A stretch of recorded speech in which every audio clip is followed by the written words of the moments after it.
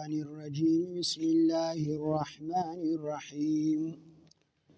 ألم تر إلى الملأ من بني إسرائيل من بعد موسى إذ قالوا لنبي لهم ابعث لنا ملكا نقاتل في سبيل الله قال هل عصيتم إن كتب عليكم القتال ألا تقاتلوا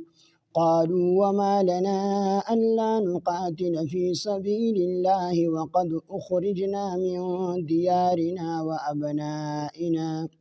فلما كتب عليهم القتال تولوا إلا قليلا منهم والله عليم بالظالمين وقال لهم نبيهم إن الله قد بعث لكم طالوت ملكا قالوا أنى يكون له الملك علينا ونحن أحق بالملك منه ولم يؤت سعة من المال قال إن الله اصطفاه عليكم وزاده بسطة في العلم والجسم والله يؤتي ملكه من يشاء والله واسع عليم وقال لهم نبيهم إن آية ملكه أن يأتيكم التابوت فيه سكينة من ربكم وبقية مما ترك آل موسى وآل هارون تحمله الملائكة إن في ذلك لآية لكم إن كنتم مؤمنين صدق الله العظيم رب اشرح لي صدري ويسر لي أمري واحلل عقدة من لساني يفقه قولي رب زدني علما سبحانك لا علم لنا إلا ما علمتنا إنك أنت العليم الحكيم سورة بقرہ دویم سپارہ آیات نمبر 246 دے آیاتونو کې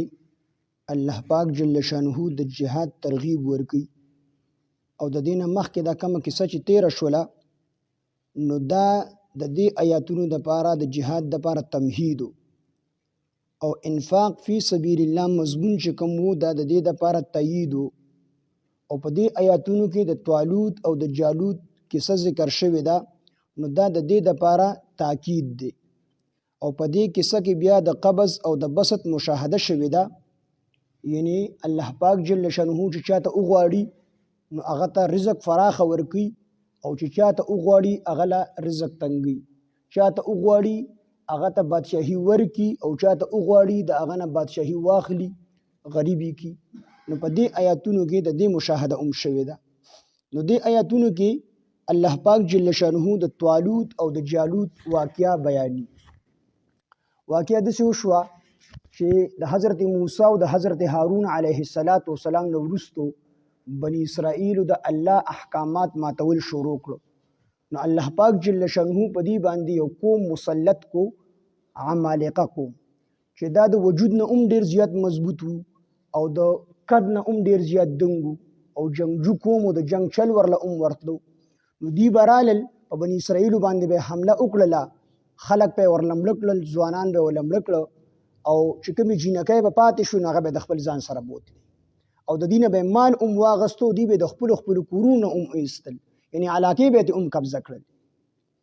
نو دا وخت په وخت په د عمالقه قوم راتلل او په دې باندې به حمله کولې نو ځوانان به ولمړ کول او چې کوم به د مرګ نه پاتې شو هغه به خپل غلامان جوړ کړل کوم الکان بچو او چې کومې جینکۍ به هغه به د خپل ځان سره د خدمت لپاره بوتللې مفسرینو لیکلي تقریبا 30,000 جینکۍ دا د بني اسرائیل نه د عمالقه قوم بوتلې وي د خپل خدمت لپاره نو دا حمله به وخت په وخت په دې باندې کېدلې نو په دغه وخت کې پیغمبر حضرت شمویل علیه السلام دا ټول قوم دته راجمع شو ورته وی چې د الله پیغمبر د خلک په مونږ باندې حمله کوي مونږ مسلمانان یو دي کافران دي نو دوی په مونږ باندې حمله کوي زموږ بچیان ووجني چې کومې جینکۍ بچیانې زمونږ نو هغه زمونږ نه بوزي زمونږ او د هغې په منځ کې جدایي هم راولي زمونږ په ځمکو باندې هم قبضې وکړي مونږ د خپلو کورونو نه هم وباسي لہذا ته د الله نه سوال وکړه چې الله پاک جل شانه زمونږ دپاره د جهاد حکم راولي تر دغه وخته پورې په دې د جهاد حکم نه چې د جهاد حکم الله راولي چې موږ د دې قوم سره وجنګېږو او د دوی د خپل ځان نه واړو دی چې کوم دی په خپل ځان باندې مغلوب کو موږ به غالب راشو شمویل علیه السلام عمر ډیر زیاتو په دغه وخت کې ډیر ضعیف وو او په خپل پاسېدې به نشو.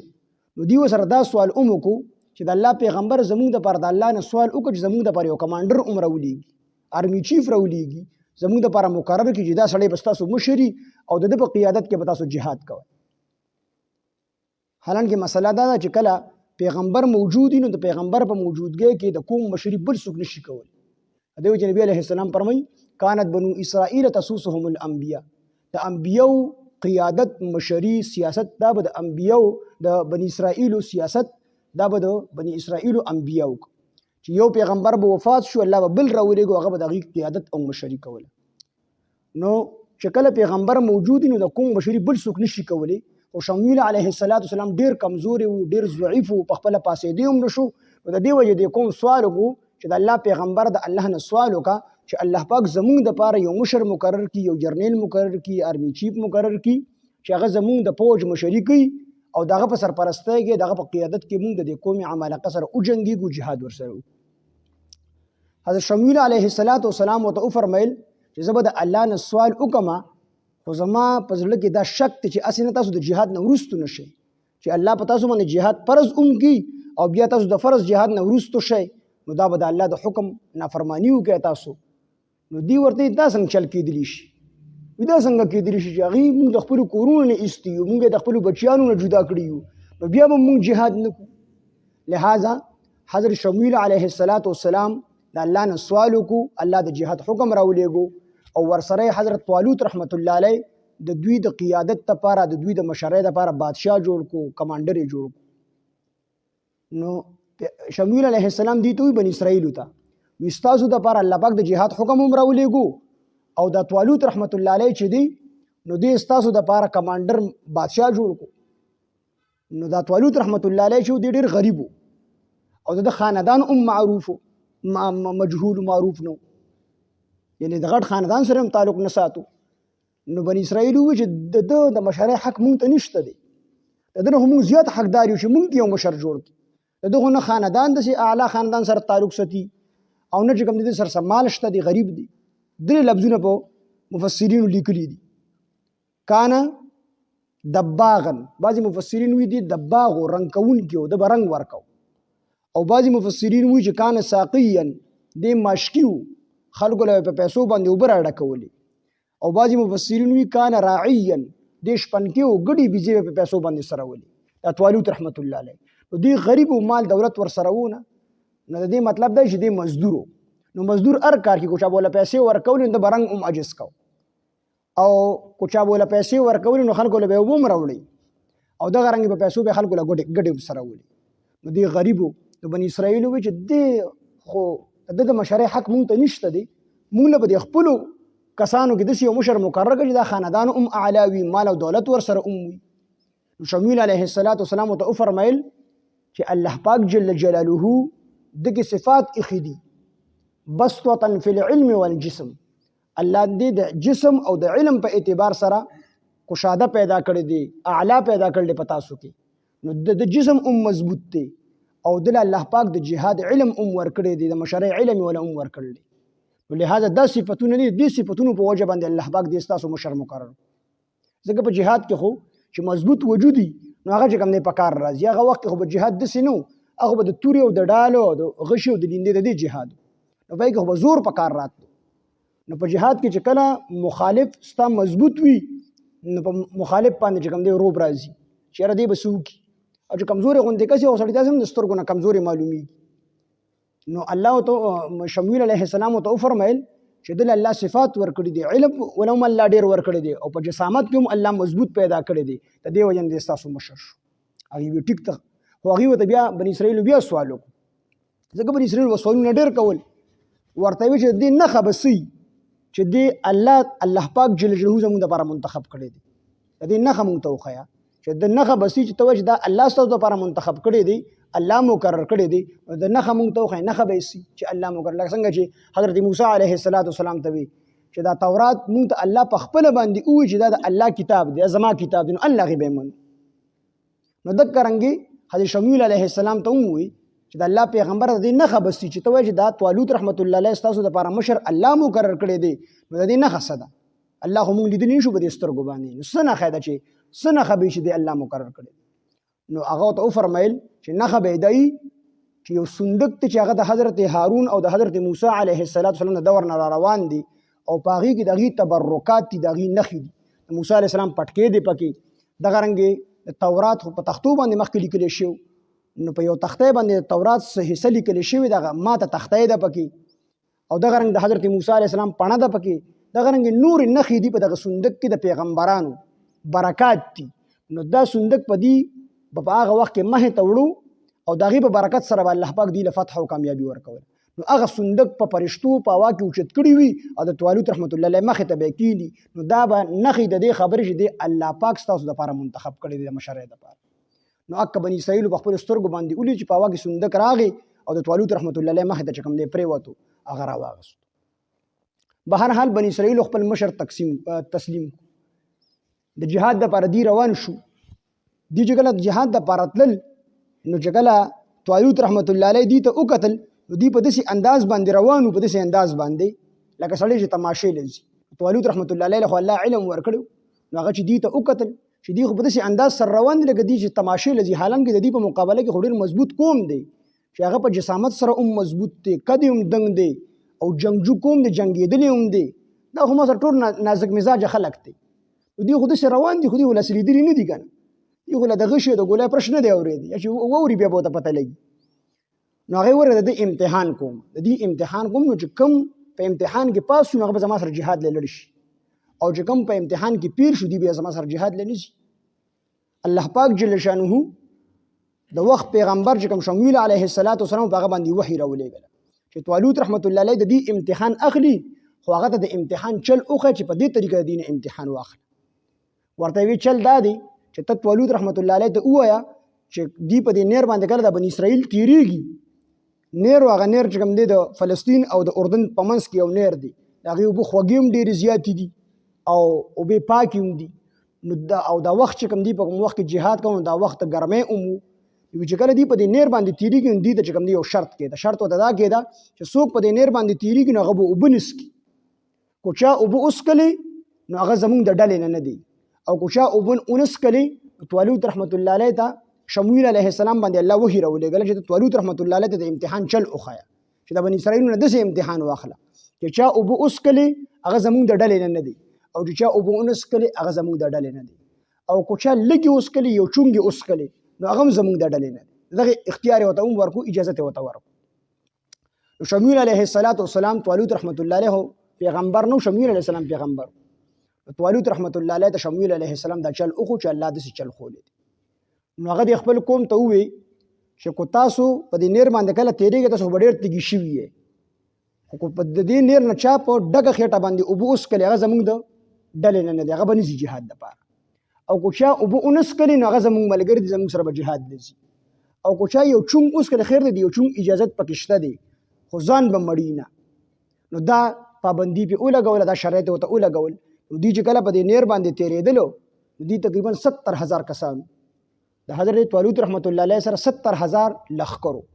خو کله چې دوی په دې نیر باندې تېرېدل نو دوی ډېر زیات تږي شوي وو، ځکه موسم هم د ګرمۍ و او سفر یې هم ډېر کړی و. نو چې کله دغه نیر له راورسېدل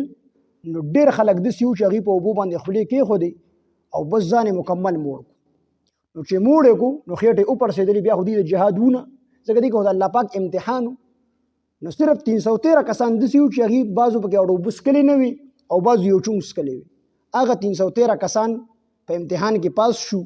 د حضرت طالوت رحمت الله علیه سره روان شو، او دا نور پاتې شو. دا طالوت رحمت الله علیه پاتې کړو، تاسو د جنګ نه، او دې کې د الله پاک امتحان و، د دې خېټې هم پړسېدلې، نو دوی د جنګ ووم نه په دغه ټیم کې. نو صرف 313 کسان 314 دا یې د ځان سره واغستل او میدان ته ورسېدل. چې څنګه میدان ته ورسېدل نو په دې 313 کې 2 ډلې جوړې شوې، دواړه کامل ایمان والو، خو یوه ډله هغه و چې د هغې نظر په ظاهري اسبابو باندې، او یو ډله هغه و چې د هغې نظر صرف د الله پاک په ذات باندې. بهرحال چې هغه جالوت وکتل، د طالوت او جالوت چې تاسو غلطېږئ، زه پکې پخپله هم غلطېدم، خو دې کې دا جالوت چې دی، جالوت د په دجال کې هم جیم دی، په جالوت کې هم جیم دی. نو د دې نه بیا تاسو فرق کولی شئ، جالوت کافر او طالوت رحمت الله علیه بزرګ. دغه رنګ په قابیل او حابیل کې هم سړی غلطیږي. نو قابیل کې هم کاپ دی او په قاتل کې هم کاپ دی. نو قابیل قاتل دی او حابیل مقتول. قابیل قاتل دی، دا فرق پکې ځان سره ساتئ. نو طالوت رحمت الله علیه چې کله هغه ځای ته ورسېدو خپل لښکر سره 313 کسان، نو دوی چې وکتل نو اپل او د جالوت مقابله کې ولاړ، ډېر مضبوط مو او دا هغه ټول لښکر مضبوط و، 1 لاک چې کوم دی لښکر و د هغه سره. نو هغه خپل لښکر ته تاسو سیټ ته شئ، وي د دې ټول لښکر دپاره زه پوهېږم 313 کسان دي او ټول کمزوري دي، دي زما سره مقابله نشي کولی. نو جالوت مقابلې ته راووتو او هغه وخت کې مقابله داسې کېده چې لومړی به 2 کسان ورغلل، مبارزه ورته وي، یو بل سره مقابله وکړله. د هغې نه وروسته بیا لښکر انخطو د یو بل سره. نو هغه راووتو زما دپاره مقابلې دپاره څوک راووځئ. الله پاک جل شانه طالوت رحمت الله علیه والد سے په خپل هم په دې جنګ کې شریک او شمویل علیه السلام پکې هم شریک او د طالوت رحمت الله علیه د 5 وروڼه پکې هم شریک. 5 وروڼه پکې یعنی دی پکې ټوټل 6 وروڼه وو، خو د دې یو ورور داود علیه السلام هغه وړوکی و، نو هغه ته د جهاد اجازت نو میلاو شوې، خو د 5 وروڼو له به اسلحه چې کوم دی ورسوله، غشي او ډینده به یې وله وړو، اوبه به یې وله ورکولې، زخمیانو خدمت به یې کاوه، د دې لپاره دې ځان سره بولې. او داود علیه السلام ته په دغه دور کې د پیغمبري نه میلاو شوې. الله پاک په شمویل علیه السلام باندې وحی راولېږله چې د جالوت ته مقابلې دپاره حضرت داود علیه السلام مقرر کا او چې د سره مبارزه وکړي، دواړه یو په یو باندې ورشي، یو بل سره مقابله وکړي. الله پاک وحی راولېږله په شمویل علیه السلام چې د جالوت ته مقابلې دپاره داود علیه السلام مقرر کا. شمویل علیه السلام وفرمیل طالوت رحمت الله علیه چې ته به د ده مقابلې دپاره نه وځې، بلکې د ده مقابلې دپاره به داود علیه السلام وځي. ده ته لا پیغمبري نه میلاو شوی، ماشوم و، د دې وجې د جهاد اجازت هم نه میلاو شوی. داود علیه السلام څنګه ور ووتو نو 3 ګټې پرتې وي، هغه 3 ګټو ته په خپله باندې آواز وکړي موږ راواخله، موږ د قتل لپاره به سبب او ذریعه ګرځېږو. نو جالوت خپل ټول وجود په اوسپنو کې زغرو کې پټ کړی و، صرف د سر د مخکنی حصه تندې دی ښکاره. نو حضرت داود علیه السلام چې ګټه اوچته کړله او دل یې راپرېښوده، نو په هکه تندي باندې په هکه د سر په ړومبۍ حصه باندې ولګېدل او پورې طرف ته ووته. 2مه ګټه یې راواخیستله، هغه یې پرې وویشتل. 3مه ګټه چې کوم دی اوچته کړله، هغه چې کوم دی ور خلاصه کړه، نو هغه هم د جالوت په دې تندي په دې مخکنۍ حصه باندې ولګېدله، پورې طرف ته ووتل. جالوت په هغه ځای باندې مردار شو او نور لښکر چې وکتل چې زموږ بادشاه او زموږ مشر ختم شو، مړ شو، نو ټول لښکر چې کوم دی وتښتېدو، بني اسرائیلو ته الله پاک فتح او کامیابي ورکړله. نو دې آیاتونو کې دقه کیسه ذکر کړي الله پاک.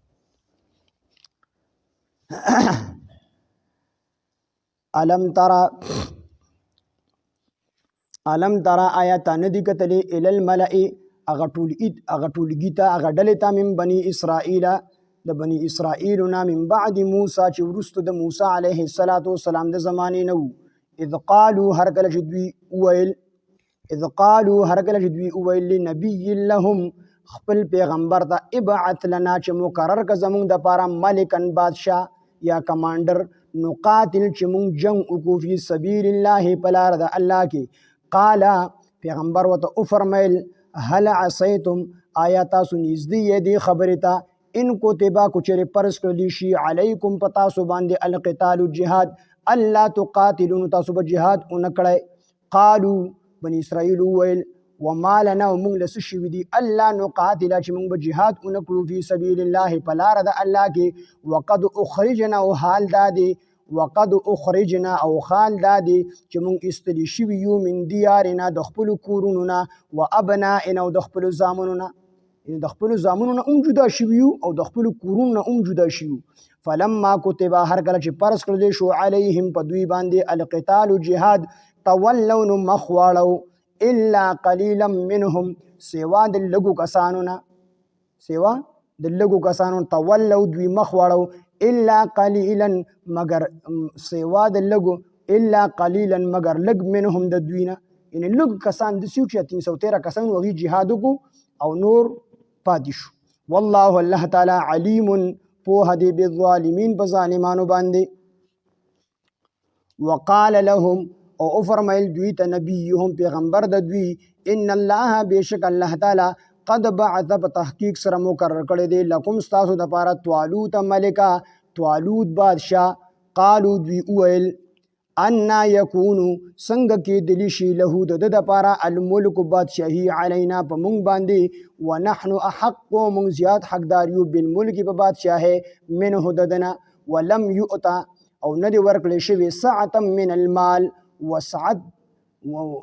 ولم یؤتا او ندی ورکړل شوی دتا ساعه وسعت من المال دو مالنا ان دته مال وسعت ندی ورکړل شوی مالدار ندی دنه مونږ زیات حقدارو چې مونږ یو کس بادشاہ او کمانډر جوړ کی قال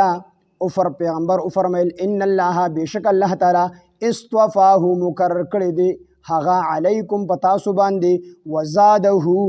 او ورکړی دی هغه ته بسطتن فراخی فی العلم په علم کې والجسم او په جسم کې یعنی د علم او د جسم په اعتبار سره هغه قوي او مضبوط دی او تاسو الله پاک اعلی پیدا کړی دی د دې وجه نه الله پاک جل شانه هغه تاسو مشر جوړ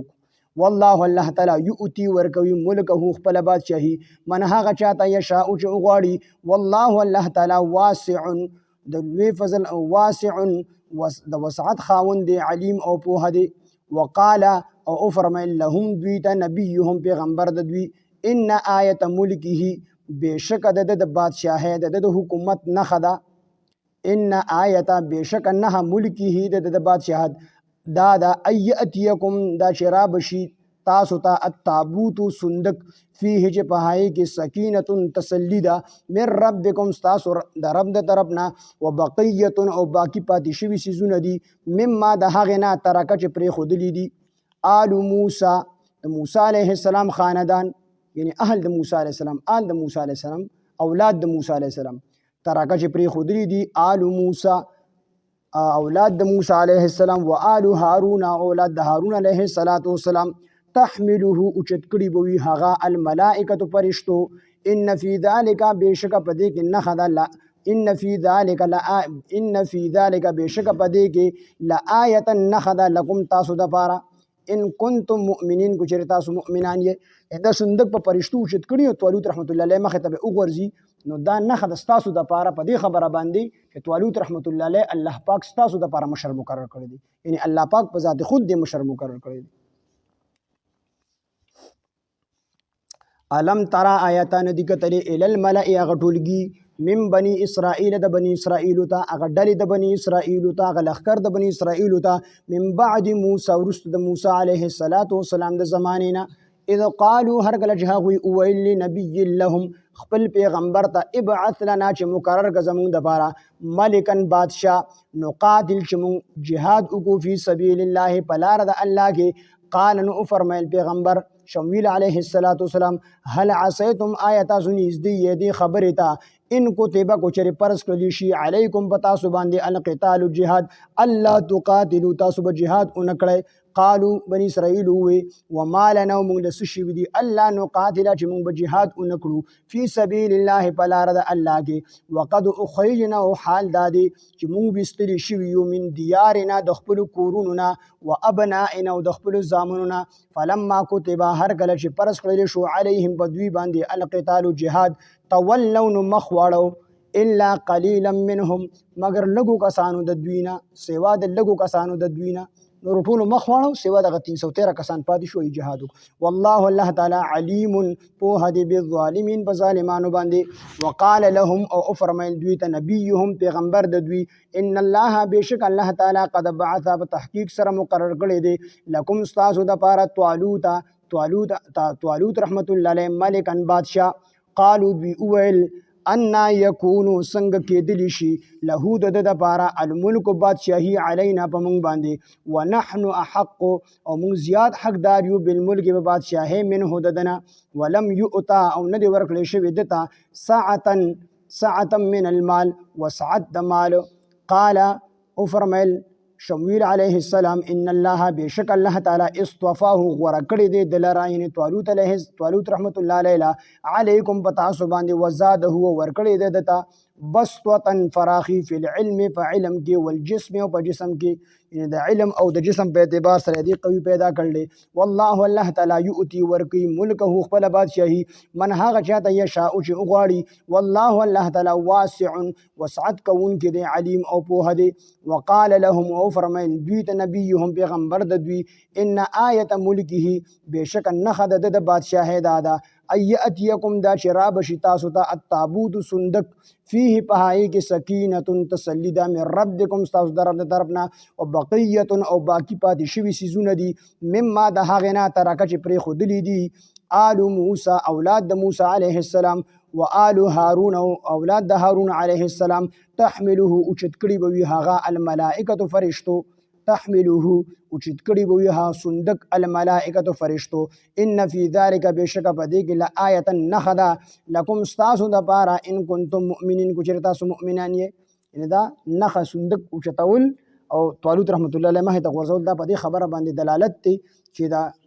طالوت رحمت الله علیه الله پاک په ذات خود مقرر کړی د استاسو د پاره. علم ترى آیاتان دی کتلی ال الملأ هغه ډلې ته من بني اسرائیل د بني اسرائیل نه من بعد موسی ورست د موسی علیه السلام د زمانه اذ قالوا هر کله چې وویل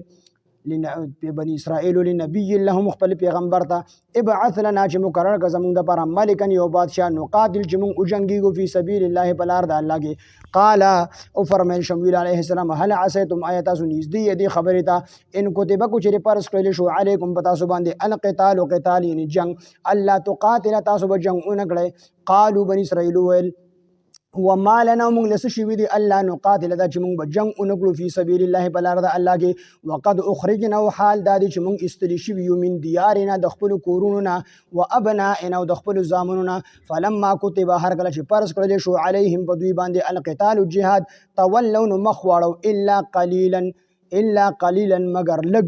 منهم د دوی نه نو ټولو مخ واړو خو چې کوم لږ کسانو 300 تر هغوی وجنګېدل. والله الله تعالی علیم پوهه دی بالظالمین په ظالمانو باندې. وقال لهم او فرمیل دوی ته نبیهم پیغمبر د دوی ان الله بشک الله تعالی قد بعث بتحقیق سره مقرر کړی دی لکم تاسو دپاره طالوت ملکه طالوت بادشاه.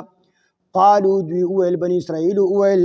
انا یکونو دا څنګه کېدلی شي له د ده دپاره الملک بادشاهي علینا په موږ باندې ونحن حق ومن زیاد حقدار یو بالملک په بادشاهي منه ددنه ولم یؤتا او ندی ورکړی شوی دته ساعة من المال وسعت د مال. قال او فرمایل شمویل علیه السلام ان الله بشک الله تعالی اصطفاه غوره کړی دی دلره علیکم په تاسو باندې وزاده زیات ورکړل دی دته بسطة وسعت فی العلم فعلم کې والجسم او په جسم کې یعنی د جسم او د علم په اعتبار سره ستاسو نه قوي پیدا کړی دی. والله الله تعالی یؤتی ورکوي ملکه خپل بادشاهي من هغه چاته یشاء چې وغواړي. والله الله تعالی واسع وسعت کوونکی دی علیم او پوهه دی. وقال لهم نبیهم او فرمیل دوی بني اسرائیل ته نبیهم پیغمبر د دوی ان آیت ملکه بشک د بادشاهي نه دادا ایاتیکم دا چې را بشي تاسو ته التابوت صندوق فيه په هی صندوق کې سکینه تسلی ده من ربکم تاسو د رب د طرفنا وبقیه او باقی پاتې شوي سیزونه دي. باقی پاتې شوي سیزونه هغه پټکې د حضرت موسی علیه السلام او پڼه او دغه رنګې د تورات هغه ماته تختې و چې په تورات لیکل شو او نور سیزونه او بقیه او باقی پاتې شوي سیزونه دي مما د هغې نه تارکه چې پرې ښودلي وو آل موسی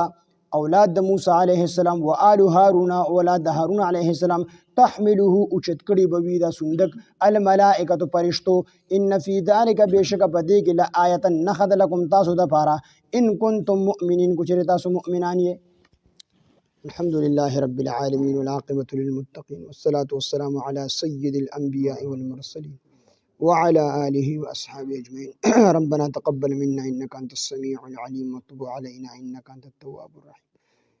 إله العالمين زمون رازش زمون بیا واړه ټول ګناهونه معاف کړي. خدای دې کې څومره غلطي کوتاهي مونږ نشي مونږ ته معاف کړي. الله زمون دا درس په خپل دربار الهي قبول او منظور کړي. إله العالمين خالص تخپل رضای وګرځي. الله مونږ ټول ته د قرآن فهم او د قرآن پوهه راکړي. الله مونږ ټول ته په قرآن د عمل کولو توفیق او طاقت راکړي. إله العالمین زموږ د ټولو نه راضي شي. الله چې کله راضي شي بیا رانه خفه مه شي. الله هغې پورې مونږ له مرګ مه راوړي تر څو ته زموږ نه راضي شوي. إله العالمین زموږ د ټولو مسلمانانو لپاره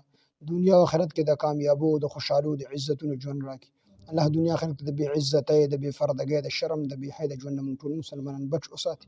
مال جان وخت مو تاڼو تحصیلونو هسپتالونو جیرونو مقدمو کیسونو نه بچ وساتي. خدای د خپل دین د غلبې دپاره استعمال کړي. اله العالمین که مونږ غواړو که نه غواړو الله پاک زموږ نه دین خدمت واخلي. الله د دین کار رانه واخلي. تر مرګ اخري سلګۍ پورې زموږ د ټولو نه د قرآن او د سنت خدمت واخلي. اله العالمین مونږ له ژوند هم د قرآن په خدمت کې راکړي. الله مونږ له مرګ هم د قرآن او د سنت په خدمت کې راکړي. الله خاتمې زموږ د ټولو بالخیر او بالایمان کې په وخت ځن قدم د زړه په صدق سره په ژبه زموږ د ټولو دا کلمه چالو کې لا اله الا الله محمد رسول